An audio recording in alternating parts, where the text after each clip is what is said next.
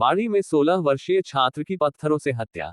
भैंस चराने गया था, जंगल में प्लास्टिक के कट्टे से ढका मिला शव। गुस्साए ग्रामीणों ने बाड़ी बसेड़ी हाईवे किया जाम। जिला कलेक्टर एवं एसपी की समझाइश पर खोला जाम। बाड़ी न्यूज। बाड़ी सदर थाना क्षेत्र में एक दिल दहला देने वाली वारदात सामने आई है। गांव कुहाबनी निवासी 16 वर्षीय किशोर की पत्थरों से सिर कुचलकर निर्मम हत्या कर दी गई। उसका शव पंजाबीपुरा के पास जंगल में प्लास्टिक के कट्टे से ढका हुआ मिलने से पूरे इलाके में सनसनी फैल गई। घटना के बाद ग्रामीणों का गुस्सा फूट पड़ा और उन्होंने रविवार रात से ही बाड़ी बसेड़ी स्टेट हाईवे पर जाम लगाकर प्रदर्शन शुरू कर दिया। ग्रामीण आरोपियों की शीघ्र गिरफ्तारी तथा जिला कलेक्टर और पुलिस अधीक्षक को मौके पर बुलाने की मांग पर अड़े रहे। जानकारी के अनुसार किशोर रविवार दोपहर करीब 2 बजे पशु चराने के लिए घर से निकला था, लेकिन देर शाम तक वापस नहीं लौटा। परिजनों ने पहले अपने स्तर पर तलाश शुरू की और बाद में ग्रामीण भी खोजबीन में जुट गए। करीब 2 घंटे की तलाश के बाद रात लगभग 9 बजे पंजाबीपुरा के पास जंगल में उसका शव मिला, जिसे प्लास्टिक के कट्टे से ढकने का प्रयास किया गया था। शव के सिर पर पत्थरों से किए गए कई गंभीर वार मिले, जिससे हत्या की आशंका नहीं बल्कि निर्मम हत्या की पुष्टि होती दिखाई दे रही है। पुलिस पोस्टमार्टम रिपोर्ट और अन्य साक्ष्यों के आधार पर पूरे मामले की जांच कर रही है। मृतक के परिजनों ने बताया कि किशोर ने हाल ही में 12वीं कक्षा उत्तीर्ण कर सरकारी कॉलेज में बीए प्रथम वर्ष में प्रवेश लिया था। रविवार को वह घर पर अकेला था। उसके पिता के हाथ में फ्रैक्चर होने के कारण मां और छोटा भाई उन्हें इलाज के लिए धौलपुर ले गए थे। ऐसे में वह स्वयं पशु चराने चला गया, लेकिन वापस नहीं लौट सका। घटना की सूचना मिलते ही अतिरिक्त पुलिस अधीक्षक श्रवण कुमार, पुलिस उपाधीक्षक महेंद्र कुमार मीणा तथा सदर थाना प्रभारी मोहर सिंह मीणा पुलिस जाब्ते के साथ मौके पर पहुंचे। अधिकारियों ने ग्रामीणों को समझाने का प्रयास किया, लेकिन आक्रोशित लोग आरोपियों की गिरफ्तारी की मांग पर डटे रहे। सोमवार सुबह पूर्व विधायक गिरिराज मलिंगा और कांग्रेस ब्लॉक अध्यक्ष रामेंद्र मीणा भी मौके पर पहुंचकर परिजनों से मिले। फिलहाल पुलिस हत्या के कारणों और आरोपियों की तलाश में जुटी हुई है। घटनास्थल से साक्ष्य जुटाए गए हैं और मामले की हर एंगल से जांच की जा रही है। इस निर्मम हत्या से पूरे क्षेत्र में दहशत और शोक का माहौल है, जबकि ग्रामीण दोषियों की जल्द गिरफ्तारी और कड़ी कार्रवाई की मांग कर रहे हैं। ये कहना है पूर्व विधायक का। पूर्व विधायक गिरिराज सिंह मलिंगा ने कहा कि बच्चे को इतनी बेरहमी से मारा गया कि उसका पूरा सिर कुचल दिया गया। परिवार की मांग कानून के दायरे में है। आरोपी को गिरफ्तार किया जाए और कानून के दायरे में जो भी आर्थिक सहायता मिल सकती है, वो दी जाए। क्या कहते हैं एएसपी? एसपी श्रवण कुमार झुरंधे बताया कि परिजनों से समझाइश का प्रयास जारी है। उच्च अधिकारियों को भी अवगत करा दिया है। फिलहाल परिजन शव को मौके से नहीं उठाने दे रहे।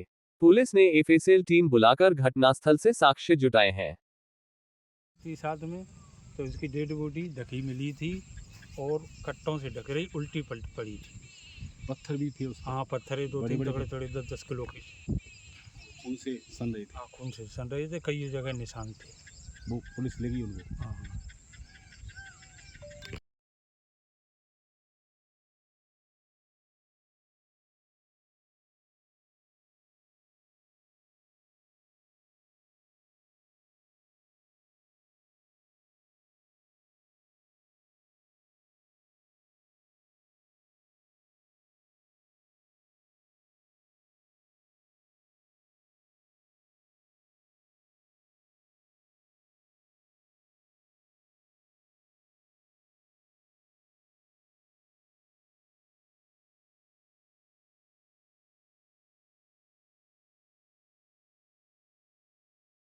हमारा भाई था ये छोटा, ये भैंस चराने गया था दिन के 2 बजे, और जब शाम को 6 बजे भैंस लौट के घर पे आ गई। ये वापस नहीं आया था, तो हम देखते हुए सड़क की तरफ आए थे। तभी ये मीर प्रागराबी नाम का लड़का था, उसने आके कहा आपका भाई वहाँ मरा हुआ डला हुआ है, उसको ले आओ कपूरों के बाग में। जब हम उधर से ढूंढते गए, कपूरों के बाग में नहीं मिला, फिर और इधर उधर देखा तो खेत में डला हुआ मिला था। ऊपर से टाट था, उसमें पत्थर रखे हुए थे। उसके बाद हमने पुलिस के लिए वो की थी। क्या लगता है, कोई रंजिश है, दुश्मनी है? कोई रंजिश किसकी वजह से? कोई रंजिश नहीं थी। आपको कुछ लगता तो होगा? नहीं, कुछ नहीं था। आपके फोन से आपने रास्ता रोक रखा है, क्या आपके यहाँ कोई प्रशासन के लोग आए और क्या कहना है हमारे माध्यम से प्रशासन के लिए? हमारी मांगों की वो करे, जो मुजरिम उनकी गिरफ्तारी करे। और अभी कलेक्टर साहब, एसपी साहब आए नहीं है, जब तक वो नहीं आए धंधा खत्म नहीं करेगा। इन्होंने कोई किसी का नाम संदेश, आपको कोई संदेश किसी कुछ का? नहीं दिया अभी। पहले नंबर पर मांगेगा कि जो हत्यारा जिसने जो हत्या की है 17-18 साल के बच्चा से किसी की क्या दुश्मनी हो सकती है, और इतने बेरहमी से मारा है, उसका पूरा सर पूरा कुचल दिया, फरारी मारी है, और फिर हत्या छुपाने के ऊपर उसके डेड बॉडी पे ये बोरी रखी है, और बोरी के ऊपर फिर एक पत्थर रखा, उन्होंने उसने हत्या छुपाने का पूरा काम किया। पर वो तो ये कि किसी ना किसी के माध्यम से कैसे भी पता पड़ेगा, तो वो वही अभी मैं तो गोवर्धन की परिक्रमा देखने ही आया, तो मेरे पास तो रात को फ़ोन पहुंचा, तो हम रात का अभी सुबह लौट कर नहीं आया, तो मैं सुबह से इधर ही रुका हुआ हूँ। परिवार की कोई ऐसी मांग नहीं है कि जो नाजायज मांग हो, उन्होंने जो भी की है वो कानून के दायरे में मांग की है कि सबसे पहले तो ये कोई हत्यारा है वो पकड़ा जाए। दूसरी जगह जो सरकार जो कानून के दायरे में जो भी मदद आती गरीब परिवार है, और हमारी भी सबकी यही मांग है कलेक्टर साहब, एसपी साहब से, राज्य सरकार से, कि जो भी आप हमको ज़्यादा से ज़्यादा रिलीफ दे सकते हैं, इस परिवार को, गरीब परिवार है, जो भी आप मदद कर सकते हैं वो ज़्यादा से ज़्यादा इनको सहायता राशि दो, ज़्यादा से ज़्यादा मदद करें परिवार। विधायक महोदय, एक प्रश्न पूछना और चाहूँगा। पिछले कई दिनों से हम देख रहे हैं बाड़ी क्षेत्र में क्राइम का स्तर बढ़ता जा रहा है। आप भी सरकार के ही नुमाइंदे हो, इस मामले में आपका क्या कहना है? देखिए, जो क्राइम करेगा चाहे कोई भी करे, मैं हूँ या आप हों, जो क्राइम करेगा वो सलाखों के पीछे जाएगा।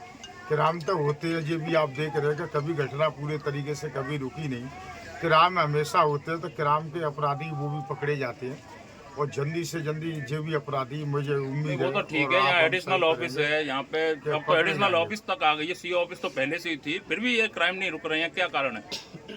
देखिए, अब क्राइम के कहा जाता है, जाके कहा जाता तो आप और हम सभी थोड़ा एक्टिव होंगे, जो क्राइम करने वाले नहीं, आप पुलिस प्रशासन की कार्यशैली से संतुष्ट हैं क्या?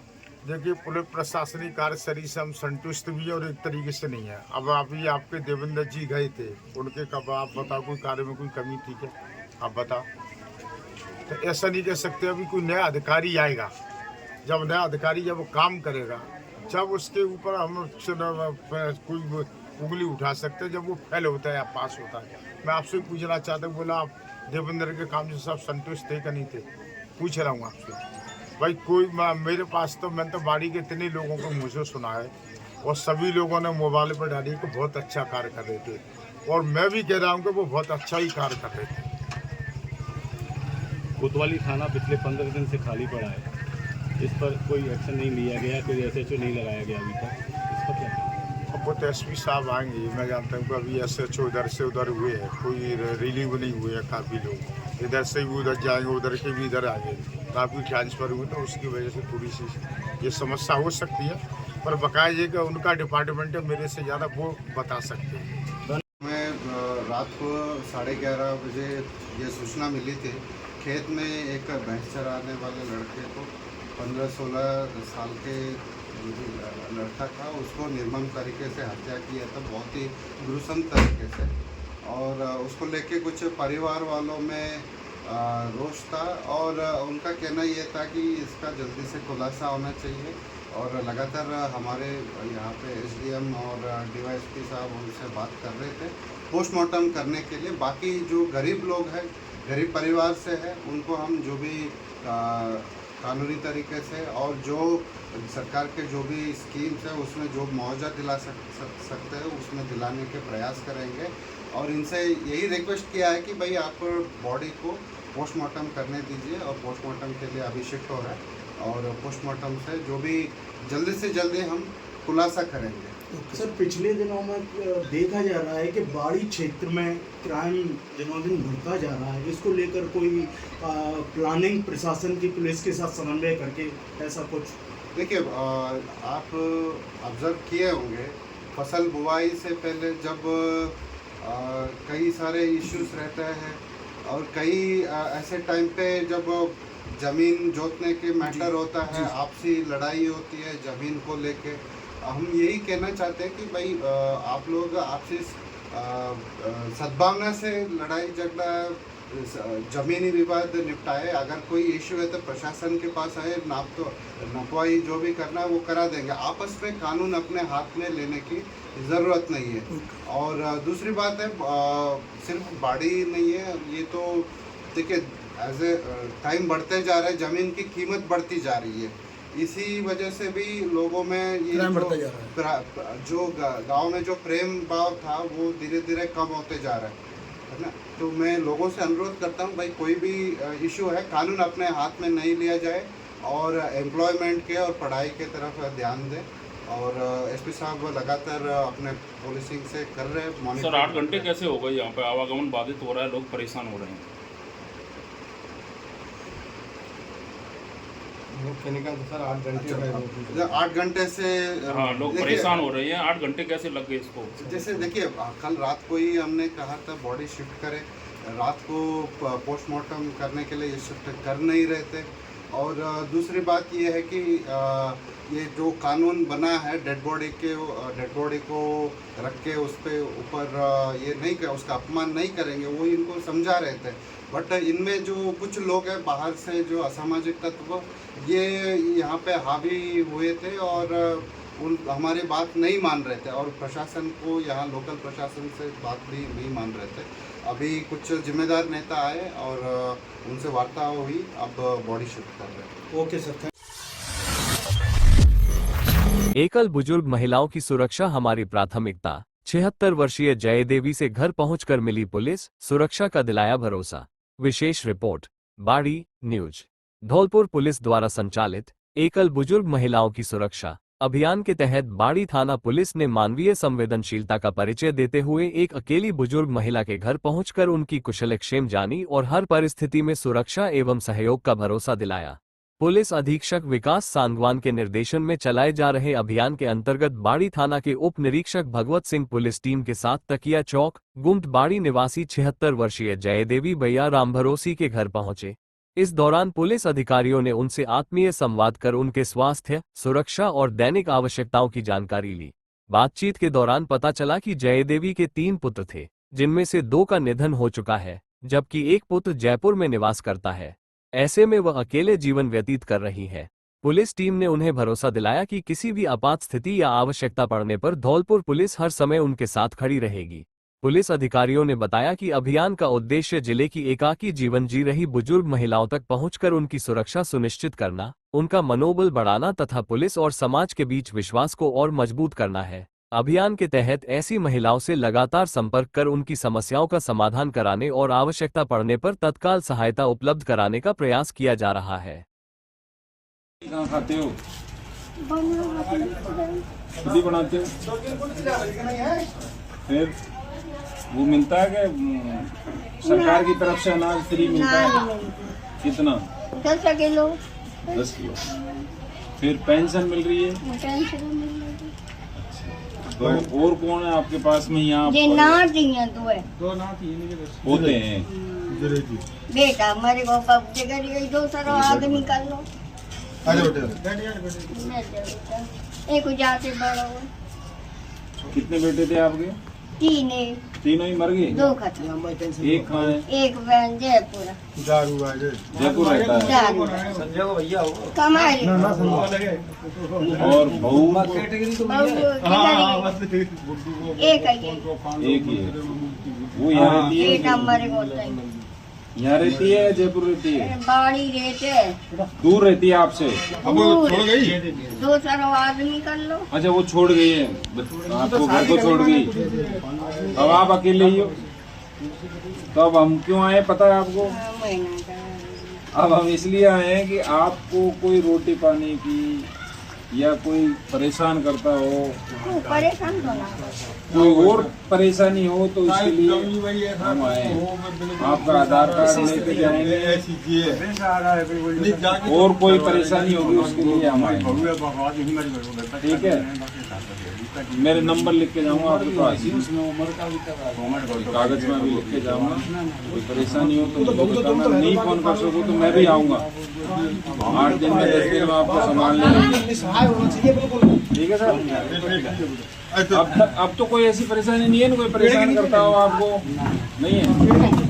अभी कुछ खाने पीने का वो नाली बैठे मिल जाए तो मेरी पैसे मिल जाए, साग पाग बात कर ले तो मैं अभी दिलवा दें आपको कुछ, तुम्हारी मर्जी है हैं? नहीं, जैसे अभी खाने पीने का नहीं हो तो अभी करवा देंगे अभी। ये पूछेगा। हाँ ठीक है, उठने की नहीं है, चिंता मत करो आप, कोई दिक्कत नहीं है, ठीक है। अब वो खाएं, आपका आधार कार्ड खाएं, वो मेरे को देना अभी, आधार कार्ड ले लेना, लिखना नाम बता। मोबाइल है आपके पास? मोबाइल एक हुआ तो हो जाएगा, कोई सोमवार को खराब है। अच्छा। 2 अगस्त को धौलपुर में राष्ट्रीय लोकदल का शक्ति प्रदर्शन। जिला स्तरीय कार्यकर्ता सम्मेलन में जुटेंगे प्रदेश व राष्ट्रीय नेता। धौलपुर न्यूज। राष्ट्रीय लोकदल रालोद आगामी 2 अगस्त को धौलपुर में जिला स्तरीय कार्यकर्ता सम्मेलन आयोजित करेगा। सम्मेलन को लेकर सोमवार को धौलपुर में आयोजित प्रेस वार्ता में पार्टी के राजस्थान प्रदेशाध्यक्ष एवं पूर्व विधायक जोगिंदर सिंह अवाना ने तैयारियों की जानकारी देते हुए कहा कि संगठन को बूथ स्तर तक मजबूत बनाने और पार्टी की किसान केंद्रित विचारधारा को जन जन तक पहुंचाने के उद्देश्य से प्रदेश भर में संगठन विस्तार अभियान चलाया जा रहा है। उन्होंने बताया कि 2 अगस्त 2026 को सेपू रोड स्थित हिना मैरिज होम में आयोजित होने वाले सम्मेलन में राष्ट्रीय लोकदल के राष्ट्रीय महासचिव संगठन त्रिलोक त्यागी, राष्ट्रीय महासचिव एवं राजस्थान प्रभारी मलूक नागर सहित पार्टी के कई वरिष्ठ नेता और पदाधिकारी कार्यकर्ताओं को संबोधित करेंगे। सम्मेलन में जिले भर से बड़ी संख्या में कार्यकर्ताओं की भागीदारी रहने की उम्मीद है। प्रदेशाध्यक्ष अवाना ने कहा कि राष्ट्रीय लोकदल भारत रत्न एवं पूर्व प्रधानमंत्री चौधरी चरण सिंह की किसान, मजदूर और ग्रामीण विकास आधारित विचारधारा को आगे बढ़ाने के लिए लगातार कार्य कर रहा है। इसी उद्देश्य से राजस्थान के विभिन्न संभागों में कार्यकर्ता सम्मेलन, सभाएं और जनसभाएं आयोजित की जा रही हैं, ताकि संगठन को जमीनी स्तर पर और अधिक मजबूत किया जा सके। उन्होंने बताया कि इससे पहले जयपुर और भरतपुर संभाग में पार्टी के राष्ट्रीय अध्यक्ष एवं केंद्रीय मंत्री जयंत चौधरी की उपस्थिति में 2 बड़ी जनसभाएं सफलतापूर्वक आयोजित की जा चुकी हैं। आगामी 6 महीनों में राजस्थान के विभिन्न संभागों में जयंत चौधरी की 5 और विशाल जनसभाओं का आयोजन प्रस्तावित है, जिनके माध्यम से संगठन विस्तार और जनसंपर्क अभियान को नई गति दी जाएगी। प्रेस वार्ता के दौरान धौलपुर जिलाध्यक्ष महेंद्र सिंह गुर्जर, प्रदेश सचिव भुलन सिंह गुर्जर, धीरू सिंह सहित पार्टी के अन्य पदाधिकारी एवं कार्यकर्ता उपस्थित रहे।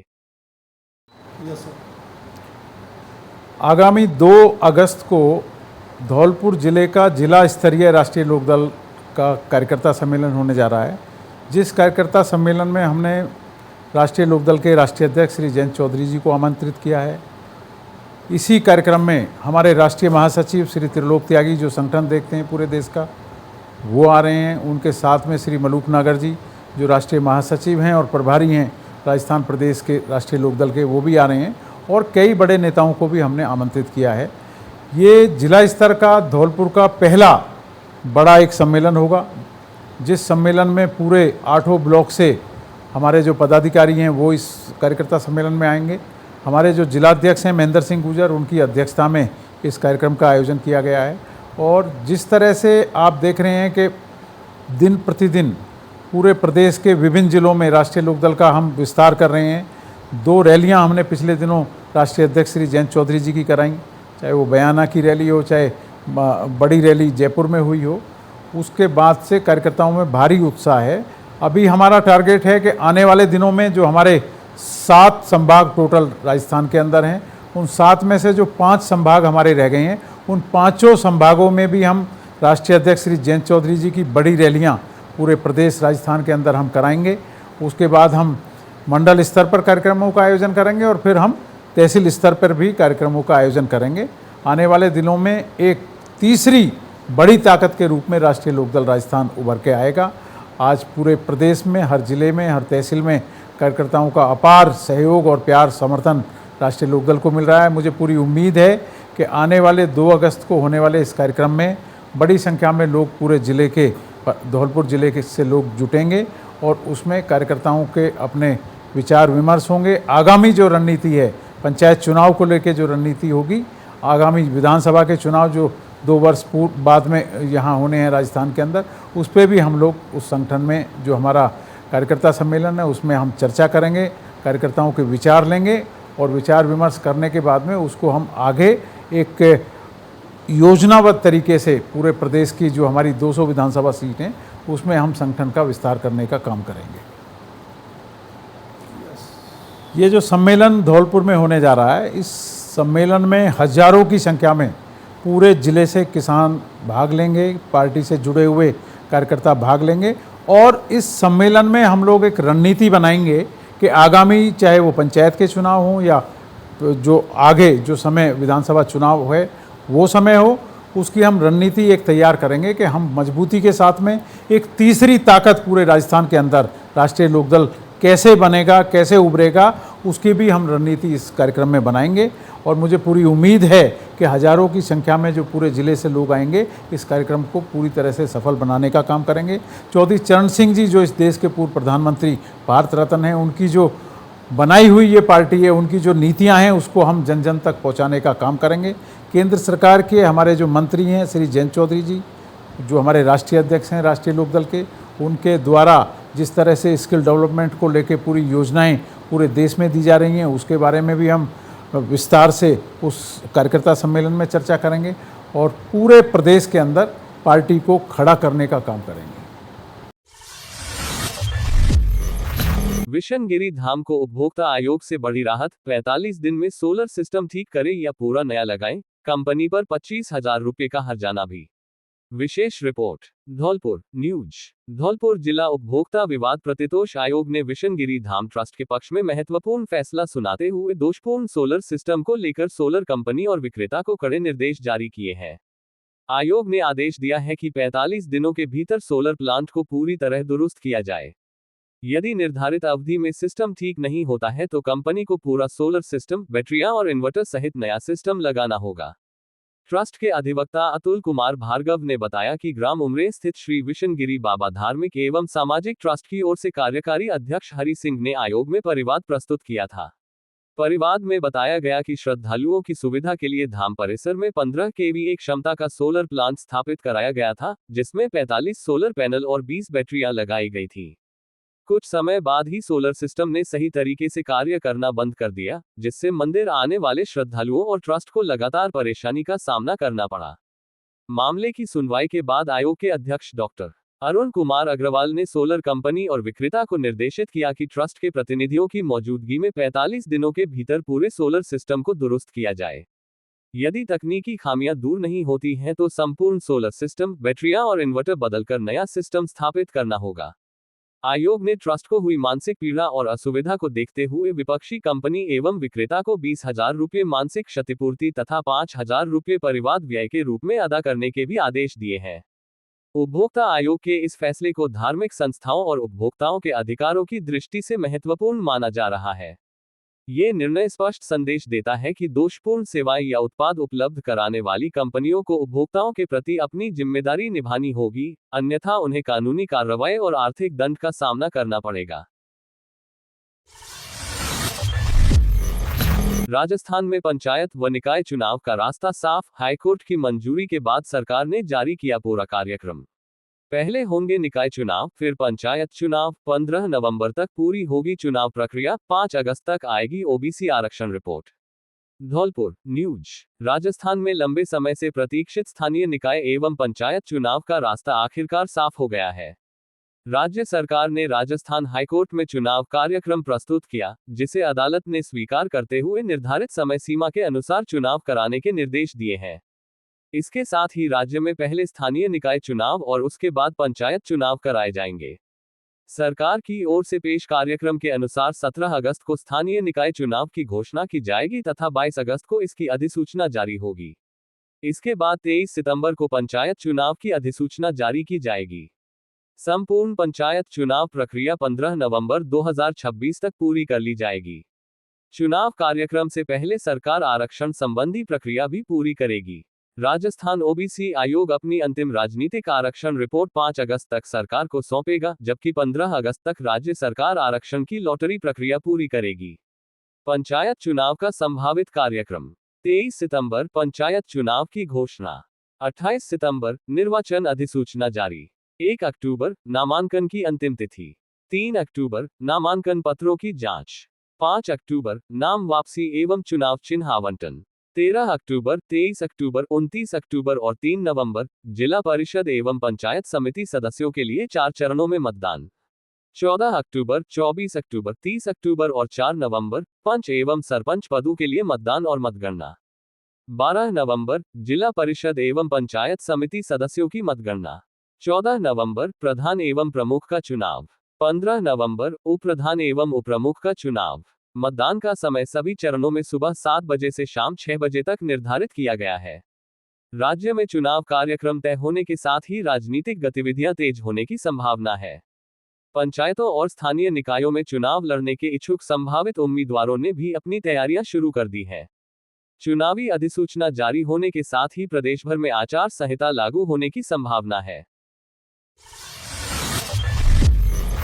धौलपुर पुलिस बनी परिवार की डोर, काउंसलिंग से सुलझा विवाद, बुजुर्ग की सम्मानपूर्वक हुई घर वापसी। एसपी के निर्देश पर सरमथुरा थाना पुलिस की संवेदनशील पहल, परिजनों ने देखभाल और सम्मान का दिया भरोसा। धौलपुर न्यूज। धौलपुर पुलिस ने एक बार फिर संवेदनशील पुलिसिंग का उदाहरण पेश करते हुए पारिवारिक विवाद के कारण परिवार से अलग रह रहे एक बुजुर्ग को उनके परिजनों से मिलाकर सम्मानपूर्वक घर वापसी कराई।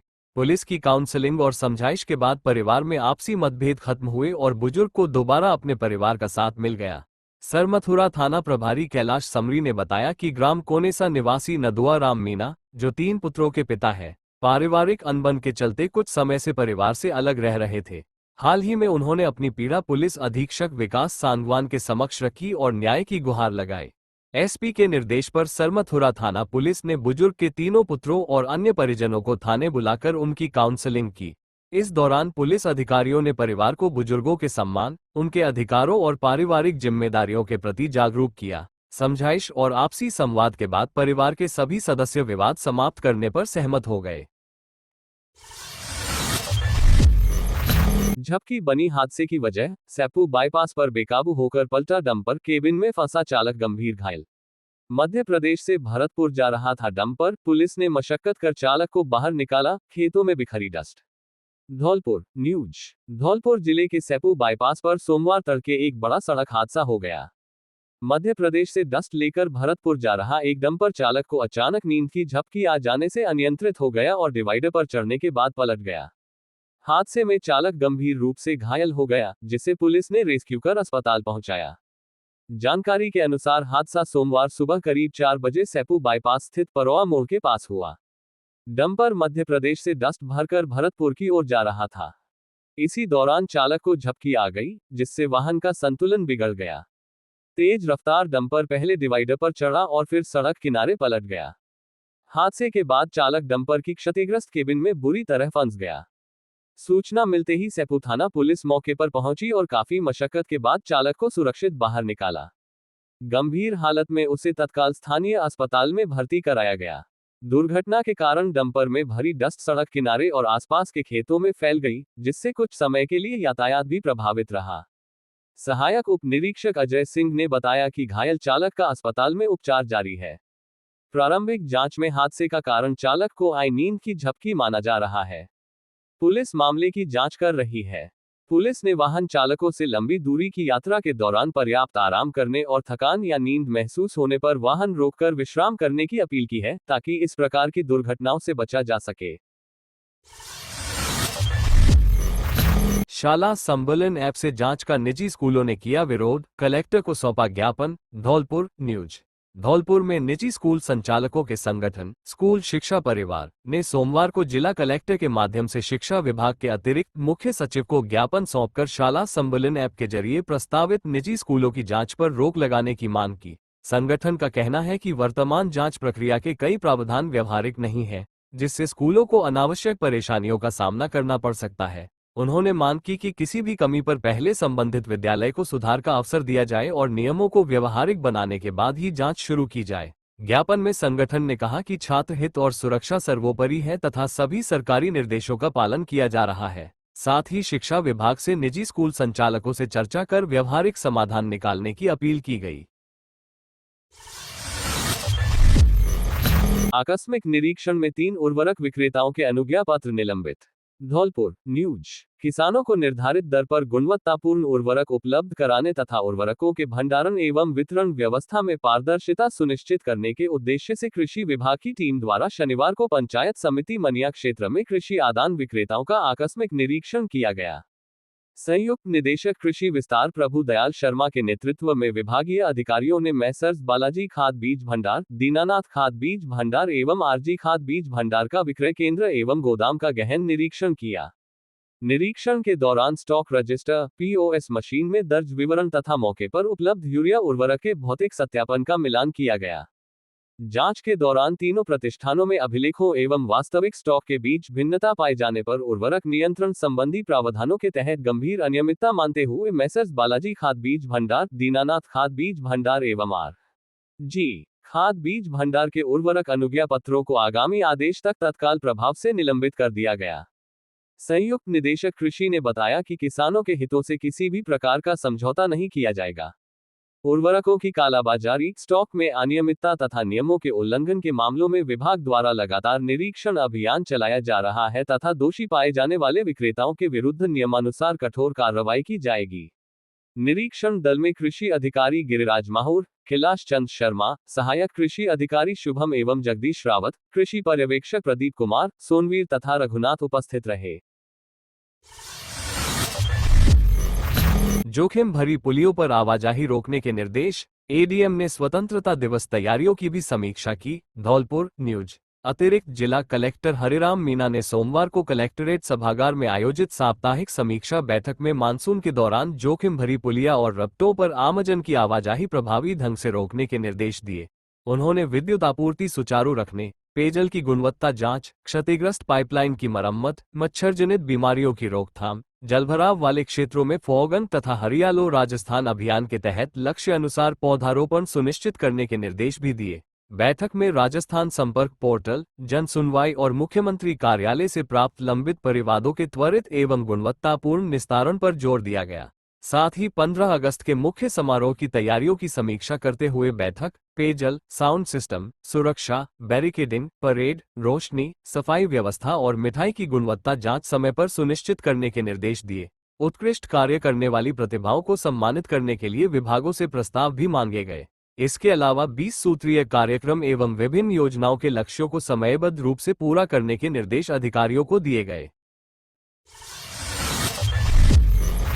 हाई रिस्क गर्भवतियों की नियमित निगरानी के निर्देश। प्रसव के बाद 24 घंटे विशेष देखभाल पर जोर। धौलपुर न्यूज। मुख्य सचिव वी श्रीनिवास ने वीडियो कॉन्फ्रेंसिंग के माध्यम से मातृ एवं शिशु स्वास्थ्य सेवाओं की समीक्षा करते हुए सभी अस्पतालों में निर्धारित स्टैंडर्ड प्रोटोकॉल का सख्ती से पालन सुनिश्चित करने के निर्देश दिए। उन्होंने प्रत्येक उच्च जोखिम वाली गर्भवती महिला की नामवार सूची तैयार कर उसे संबंधित ANM और CHO से जोड़ने तथा नियमित निगरानी सुनिश्चित करने को कहा। उन्होंने निर्देश दिए कि प्रसव के बाद धात्री महिला की अगले 24 घंटे तक गहन निगरानी की जाए तथा गंभीर अनीमिया से पीड़ित गर्भवतियों को समय पर उपचार, ब्लड ट्रांसफ्यूजन या आवश्यक दवाएं उपलब्ध कराई जाएं। साथ ही सुरक्षित प्रसव के लिए समय पर रेफरल, प्रसव नियोजन और ममता कार्ड में सही जानकारी दर्ज करने पर भी विशेष जोर दिया गया। प्रमुख शासन सचिव गायत्री राठौड़ ने भी सुरक्षित मातृत्व के लिए प्रभावी प्रबंधन और नियमित मॉनिटरिंग की आवश्यकता बताई।